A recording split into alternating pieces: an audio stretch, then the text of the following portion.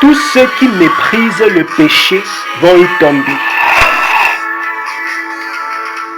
Tous ceux qui méprisent le péché vont y tomber. Ne regardez jamais le péché avec condescendance. Ne regardez jamais votre vie spirituelle en vous plaçant sur un piédestal. Ce n'est pas parce que tu ne mens plus, ou bien tu n'as pas menti pendant une semaine. Ce n'est pas parce que tu n'es pas parti en boîte de nuit. Ce n'est pas parce que tu es sorti de la fornication que tu as terminé ta marche avec le Seigneur. Ou encore, le Saint-Esprit a fini son œuvre dans ta vie. Si vous regardez le péché avec condescendance, si je parle du respect pour le péché, ce n'est pas le respect et la crainte qu'on a pour une personne qui nous dépasse, mais pour une personne qui mérite d'être respectée telle qu'elle est.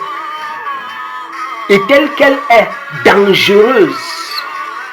Si le péché était une personne, écoutez et comprenez très bien ce que je suis en train de dire. Beaucoup de chrétiens sont tombés dans le péché par condescendance, par manque de respect. C'est curieux. Ça peut même paraître scandaleux ce que je suis en train de dire. Il y a des personnes qui se mirent et lorsqu'elles regardent dans un miroir, elles ne voient que leur beauté spirituelle, leur grandeur spirituelle. Je ne cherche pas les femmes, je ne fornique pas, je ne fais pas ceci, je ne fais pas cela. Je ne suis pas un voleur, je ne suis pas un tricheur, je ne regarde plus la prostitution, la pornographie, je ne fais pas telle chose, Elles sont tellement sûres d'elles. Face au péché, ne soyez jamais très sûrs de vous. Si vous avez du mépris pour le péché va vous manquer de respect. Il ne faut jamais être trop sûr de soi en ce qui concerne le péché. Nous avons vu des hommes qui aimaient le Seigneur, qui connaissaient le Seigneur, piégés et tombés comme et pire que les païens. Ce n'est pas parce que tu es un frère qui aime le Seigneur, qui prie, qui chante, qui a les songes et les visions, que tu vas partir te retrouver dans une maison, une chambre avec une soeur, dans les lieux esselés. Vous êtes toi et elle, la nuit et tout ça. Vous vous retrouvez dans des endroits dangereux. Vous avez même les sentiments les uns pour les autres. Et vous pensez que non, je suis trop mature. Non, avec mon niveau, avec ma maturité. Et puis vous vous habituez à ça. Tous ceux qui font ça, rendez-vous devant. Le péché regarde. Les mauvais esprits, ils regardent. Ils disent que faites ce que vous êtes en train de faire. Faites. C'est de proche en proche. C'est de proche en proche. C'est petit à petit. Petit à petit. Quand il te renverse, c'est quand tu es au sol que tu te rends compte. Tous ceux qui ont regardé le péché avec condescendance, ils ont payé le prix. Parce que très souvent, pendant que tu es en train d'observer tel domaine de ta vie, tu dis, bon, je suis sorti de telle chose. L'ennemi est en train de travailler l'autre côté. Le simple fait de manifester ce type de sentiment, c'est de l'orgueil. C'est une porte d'entrée pour te frapper autrement. Ne manquez jamais de respect au péché et à celui qui est derrière, c'est-à-dire le diable. Il y a des chrétiens, ce que je vais vous dire va vous sembler curieux. Satan a été vaincu à la croix, vous comprenez? Mais ce n'est pas toi qui l'as vaincu. Ce n'est pas l'homme, ce n'est pas l'homme qui a vaincu, ce n'est pas moi, ce n'est pas toi. Ce n'est pas la chair qui a vaincu, c'est Christ, le Seigneur des Seigneurs, le Prince de paix. C'est Christ. C'est Christ qui a vaincu. Faites attention en Christ à la condescendance face au péché. Prenez vos dispositions. Soyez sur vos gardes face au malin. Il y a des chrétiens qui disent, tu ne peux rien me faire. Tu n'es rien. Satan n'est rien. Mais si tu t'amuses, il va t'enterrer. Quand je dis enterrer, c'est-à-dire il peut t'enterrer physiquement. Bref. Je dis que la puissance du malin dont on parle, ce n'est pas nous, dans la chair, qui l'avons vaincu. Si l'homme a de la condescendance envers l'ennemi, vous voyez, même Pierre, il dit, ce malin-là, la Bible déclare que même les anges qui sont grands, les anges qui sont puissants, ils ont eu du respect envers lui. La Bible déclare que l'ange Michael, quand il est allé combattre, il a dit que le Seigneur te réprime. Que le Seigneur te réprime. Que le Seigneur te réprime.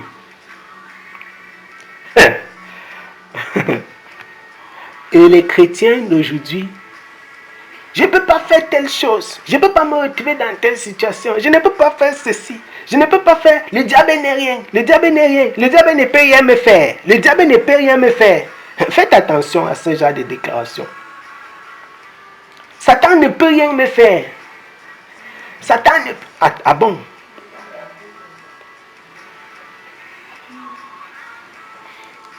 Et parfois, pendant qu'ils sont en train de faire ça, certains sont possédés.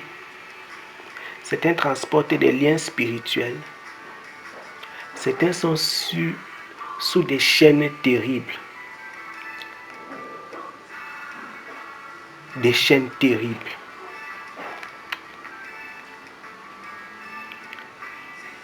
Soyez éveillés en ce qui concerne le mal. En ce qui concerne le malin.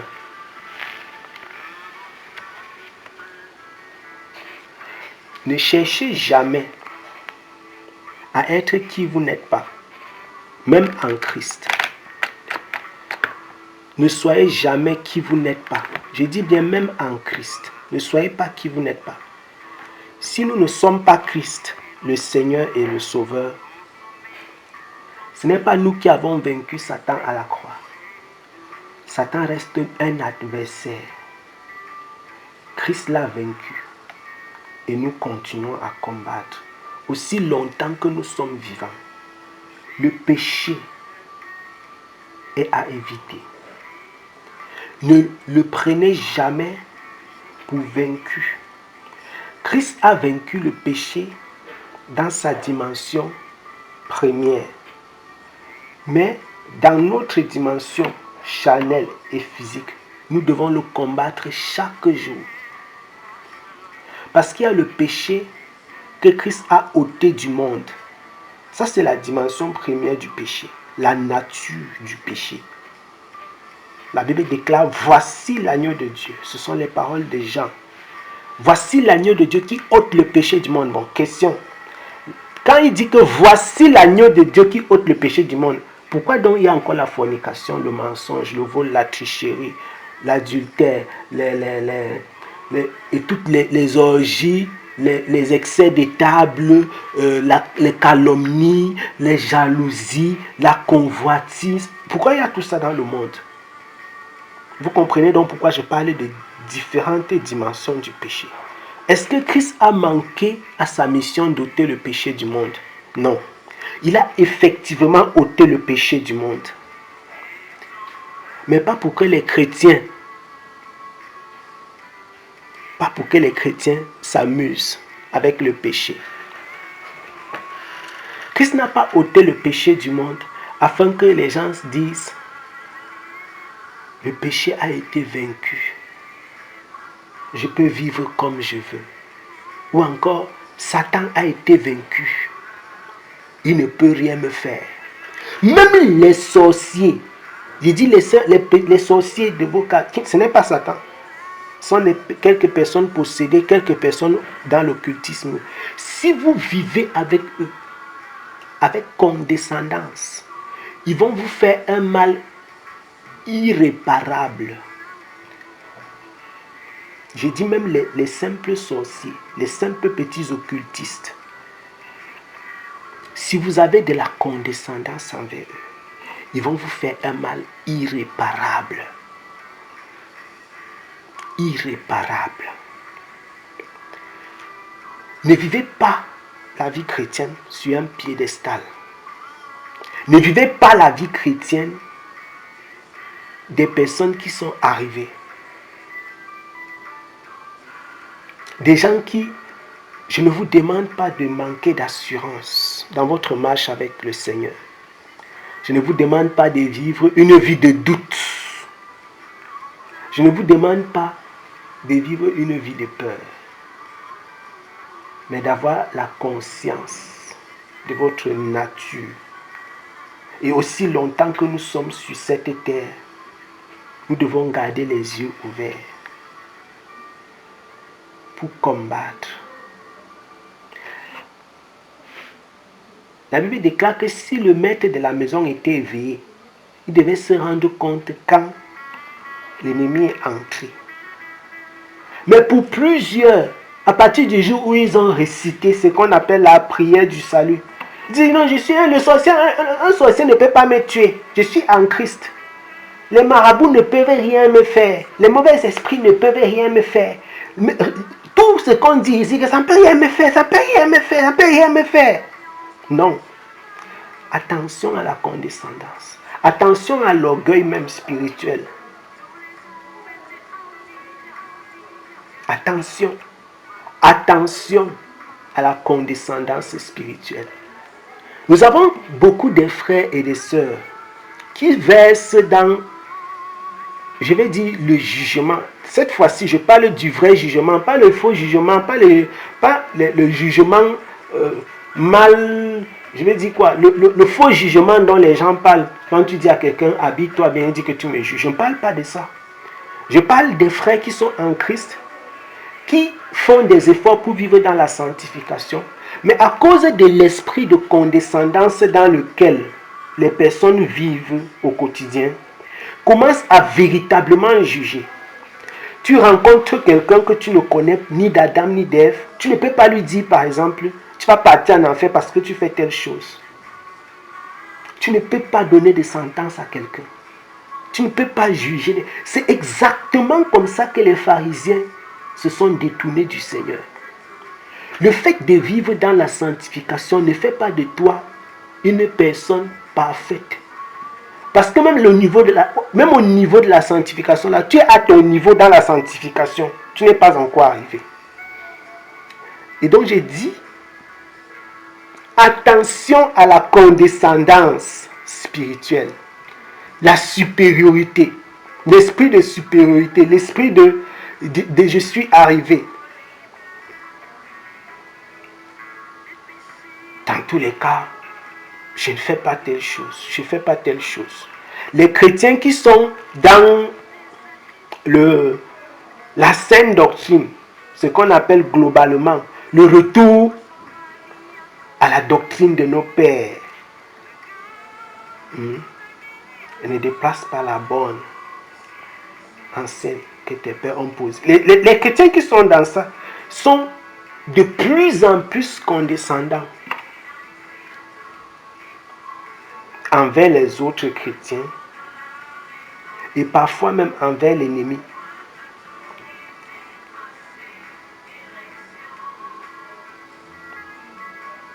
C'est une grâce d'être ce qu'on est dans le Seigneur. Le péché qui est caché dans le cœur de l'homme est un tueur silencieux. Vous connaissez ce qu'on appelle le cancer. Vous savez le danger qu'il y a dans le cancer, non? Vous savez, quand le palu te prend, tu as la fièvre, tu as les maux de tête. Quand le paludisme te prend, tu as la fièvre et les maux de tête. Mais quand le cancer te prend, tu risques de rien avoir. Et il y a ce cancer dans le christianisme de retour retournant à l'église primitive. Il y a ce cancer qu'il faut extirper. Dangereux, un serpent de mer. Qu'il faut ôter cette condescendance envers les autres chrétiens, envers les personnes qui peut-être ne voient pas toujours les choses comme nous, et parfois même envers le péché. Je ne peux pas faire telle chose. Je suis sorti de telle chose, ça fait tel nombre d'années. Je me voile. Je ne mets plus le pantalon. Gloire à Dieu, je suis extrêmement content pour cela. Je bénis le nom du Seigneur. Mais attention au mépris. Attention au mépris. Le péché qui est dans le cœur de l'homme est un dangereux ennemi. Quand tu as le palu, quand tu as la fièvre, je vais parler, quand tu as la fièvre, on prend ta température, on voit. On voit, quand tu as la fièvre, on prend ta température comme ça, le thermomètre donne une température. Quand tu as les maux de tête, quand ça fait pam pam dans ta tête, tu sens que j'ai les céphalées. Quand tu es en train de perdre du sang, tu vois le sang couler. Mais quand tu as le cancer, ça te ronge, ça te ronge, ça te ronge. Tu pars pour faire les... On dit que goutte épaisse négatif. Tu fais telle chose négative, telle chose négative. C'est exactement comme ça que certains chrétiens vivent. Goutte épaisse négatif, telle chose, je ne vois plus, je ne pars plus au bar, je ne mange plus telle chose, je ne fume plus, je ne prends plus la drogue. Ils font les tests, tout ce qu'ils voient, c'est résultats négatifs. Donc, dans leur tête, ils sont arrivés. La condescendance naît. Mais pourtant, tu es rongé de l'intérieur. Les chrétiens manquent de plus en plus de compassion. Il y a de moins en moins de la compassion au milieu des chrétiens. De la patience. Les gens sont passés par une route et ils ont oublié. C'est-à-dire que tu as été quelque part et tu as oublié où tu étais.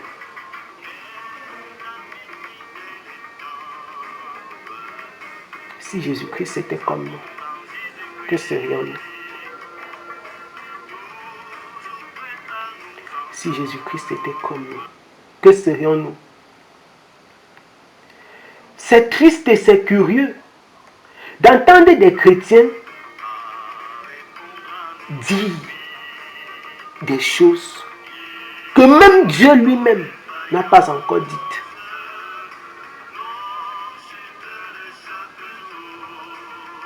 C'est triste, mais c'est curieux. Pourquoi? La condescendance. Si tu ne te vois pas trop grand, il y a des choses que tu ne peux pas dire à quelqu'un. Il y a des choses que tu ne peux pas faire.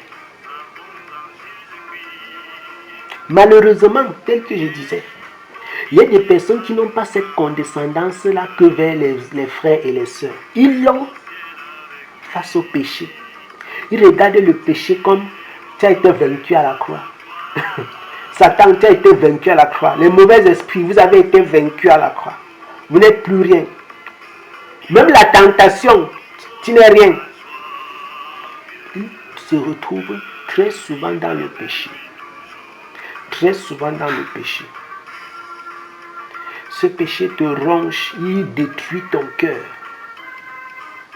C'est dans cette posture que les pharisiens priaient.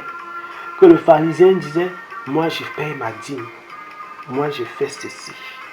Moi je fais cela. Je jeûne. Je fais telle chose 3 fois par semaine. Je vais faire ceci. Je donne mes offrandes. Je. Au lieu de chercher la face du Seigneur, au lieu de prier, il citait ce qu'il fait. Ce qu'il a déjà laissé. Ce qu'il n'est plus. Pendant que l'autre disait que Seigneur, tu vois toi-même ce que je suis. La Bible déclare que les prostituées vont vous dévancer dans le royaume.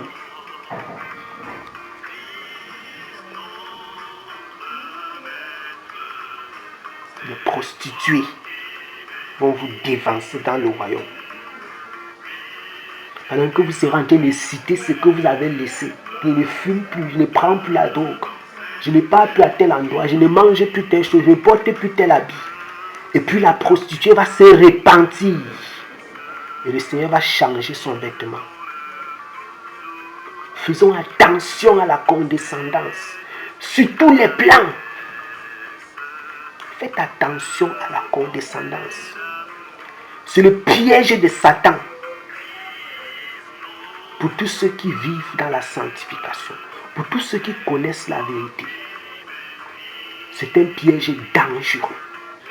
J'ai parlé de la condescendance dans tous les sens. Par rapport au péché, par rapport aux hommes et par rapport à tous les aspects de la vie.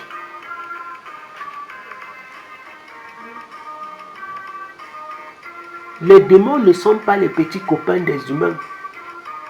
Un esprit qui a vécu des siècles, des millénaires, qui était avant qu'on ne crée Adam et Ève. Et puis les gens jouent. C'est pas parce qu'on fait la délivrance, on prend autorité dans le nom de Jésus-Christ. Pas notre propre nom. C'est pas parce qu'on prend autorité comme ça, les gens s'amusent. Ils disent, les démons ont été vaincus. Mais ils font des ravages. Ils créent des crashs d'avion. Ils font couler des bateaux, des centaines, des milliers meurent. Ils font des accidents, ils créent des choses. Ils lancent des maladies aux gens, des maladies incurables. Ils font tomber dans le péché à un niveau où tu ne peux même pas t'imaginer. Pendant que tu as de la condescendance. Non, ça ne peut pas m'arriver sans. La condescendance fait perdre l'équilibre. Pourquoi? Parce que ça te pousse à vivre une vie sans garde-fou. Je parlais tout à l'heure des hommes qui marchent, qui sont capables de se retrouver dans n'importe quel endroit avec n'importe qui et faire n'importe quoi dans n'importe quel cadre. Parce qu'ils se disent, bon, dans tous les cas, je suis quand même le frère tel. Bien, je suis quand même la sœur telle. Ça peut arriver qu'il n'y ait rien. Mais si vous prenez ça comme habitude, la Bible déclare que prenez garde. Le frère Paul dit, prenez garde que celui qui est debout fasse quoi? Il prenne garde. Donc pendant que tu es debout, la plus grande crainte de celui qui est debout, c'est de tomber. Mais il y a des gens qui sont tellement sûrs d'être debout que leur tête est haute. Ils ne regardent même pas leurs propres pieds. C'est-à-dire qu'ils sont convaincus qu'ils ne peuvent pas tomber.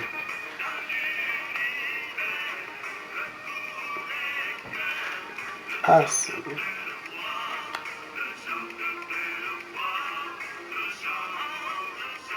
Nous ne sommes pas des chrétiens condescendants. Ne soyons pas des chrétiens condescendants. Ne soyons pas des chrétiens condescendants.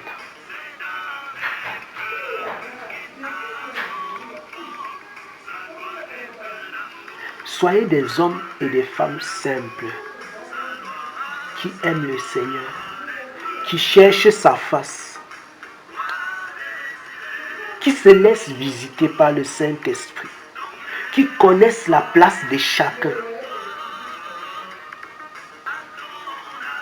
Nous ne sommes pas en train de vous demander de craindre les démons, de les craindre, mais de savoir qui ils sont, des adversaires. Vous savez, quand tu manques de respect à ton adversaire, il va te prendre par lâcheté. Ça c'est un principe qui ne, j'ai envie de dire que c'est un principe qui n'est pas, on n'a pas besoin de traiter biblique. Les gens même qui font les simples arts martiaux savent ça. Le sport, dans le sport, c'est des principes simples de la vie. Quand Pierre dit que votre adversaire, le diable, rôde, il rôde pour chercher qui? Les condescendants. Ceux qui dorment, ceux qui sont arrivés. Ceux qui sont fiers d'eux. Vous savez, quand on dit que quelqu'un est fier de lui, il est convaincu, il est sûr de lui, orgueilleux de leur posture. Faites attention. Quand tu dis que le diable n'est rien, les mauvais esprits ne sont rien, le péché n'est rien, il rit. Prends ton temps pour te vanter.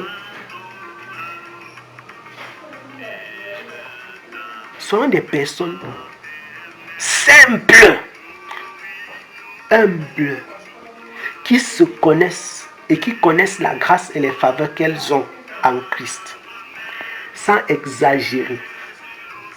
Ce n'est pas en disant ce qu'on n'est pas, qu'on l'est. Ce n'est pas en faisant semblant d'être ce qu'on n'est pas qu'on le devient. Depuis que les chrétiens crient, oh les démons ne sont... Est-ce que ça fait que les démons ne soient rien? La preuve, malgré qu'ils ont été vaincus à la croix, ils continuent à faire du mal. Donc il faut faire très attention. Il faut faire attention. Quand tu baisses la garde face à un ennemi qui est un ennemi certifié, il va te frapper parce que tu n'as pas pris garde. C'est ce qu'on appelle dans le jargon, ce qu'on appelle vulgairement la lâcheté.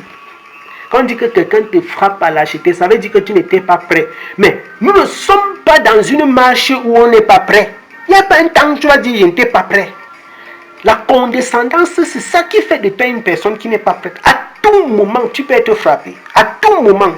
Le péché, le péché, il est là.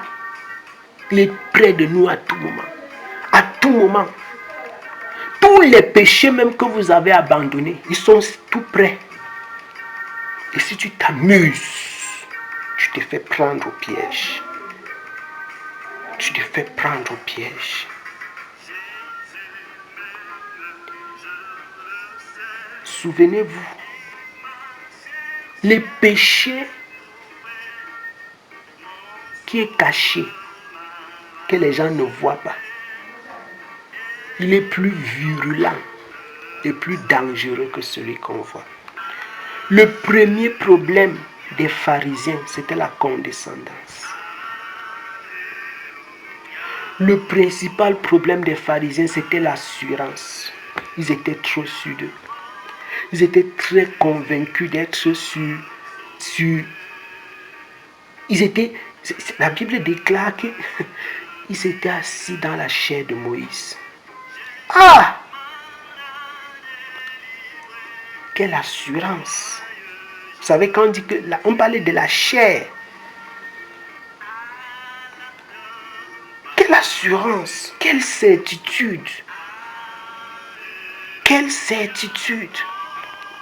Cette condescendance touche des frères et des sœurs. Il y a des personnes même au niveau de, je dis à tous les niveaux, même l'enseignement, tous les niveaux, une condescendance qui me fait frémir. Je l'observe. Elle est au milieu de nous, les frères, les chrétiens.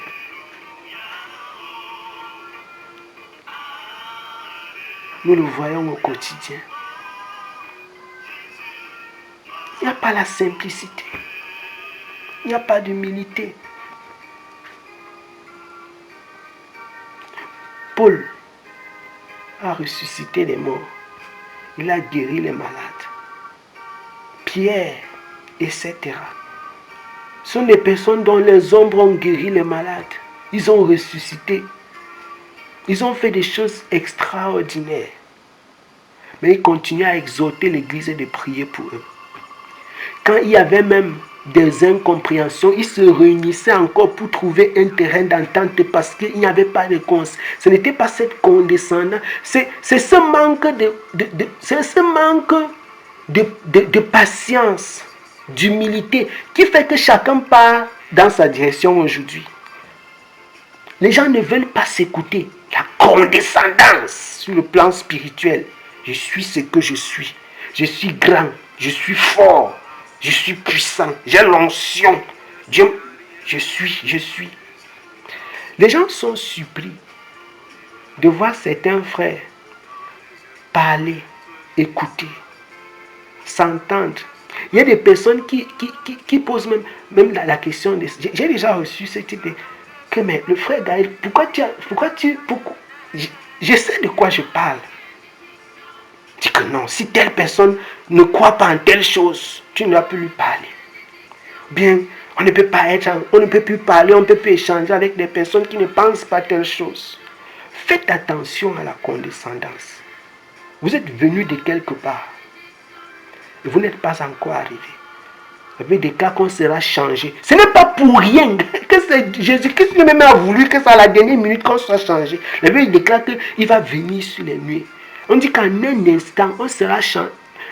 Même ceux qui sont morts, qui nous ont précédés et qui sont endormis aujourd'hui, ils ne sont pas encore changés. C'est en ce moment-là qu'ils seront changés. Pour vous dire à quel point, à quel niveau, bref, à quel niveau nous nous trouvons. Jusqu'à ce moment-là, personne n'est changé. Quand je dis changer, c'est-à-dire la nature corruptible est toujours là. Jusqu'à la dernière seconde, quand le Seigneur revient. La Bible déclare que les vivants ne vont pas dévancer les morts. Les morts ressusciteront premièrement, déclare la parole. Il dit, ensemble, ils seront changés, ils vont monter à la rencontre du Seigneur. Il y a des gens qui marchent sur la terre ici. Quand tu les regardes, tu te demandes, attends, est-ce qu'on peut encore faire quelque chose? Prenons vraiment garde. Prenons garde. Prenons garde. Prenons garde.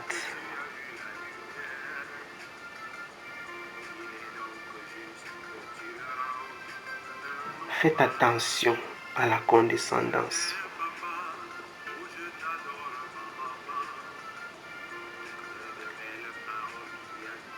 Faisons attention à la condescendance. Elle fait perdre l'équilibre. Notre frère Paul déclare que celui qui est debout fasse attention. Que celui qui est debout prenne garde. Que celui qui est debout prenne garde. Il y a des personnes qui ont beaucoup vu les miracles. Ils ont beaucoup vu les guérisons. Ils ont déjà trop vu les délivrances. Ils ont vu trop de grandes et de belles choses. Ils ont perdu la tête. Il y a des personnes qui ne croient plus à la grâce. Comment savoir que quelqu'un ne croit plus à la grâce de Dieu? C'est-à-dire qu'il y a des personnes, dans leur comportement, ils manifestent même déjà le salut par les œuvres. La preuve, c'est qu'il manque de patience envers ceux qui, soit ne sont pas encore sauvés, soit ne font pas encore comme eux. Ça veut dire que toi, souvenez-vous de ce que déclare la parole. On les reconnaîtra par leurs actes. Ce n'est pas par leur enseignement, bien par leur déclaration de parole. C'est-à-dire que si par tes actes, tu ne montres pas de l'amour, tu ne montres pas de la patience, tu ne montres pas de la compassion. Tu ne peux pas écouter ou bien... Si tu es carré comme ceux qui voulaient lapider, hein, dans ce livre, dans ce genre 9, hein, si tu es carré comme eux, on l'a trouvé en flagrant délit d'adultère, on va la lapider. Et puis maintenant, Jésus dit que, ok, que celui qui n'a jamais péché, lui lance la première pierre. Chacun a plié sa queue et est reparti. Église, Église, Église. Où est ton amour?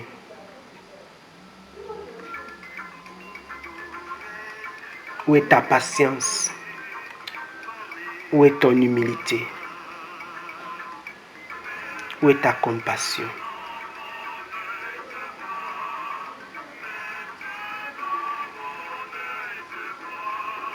Église.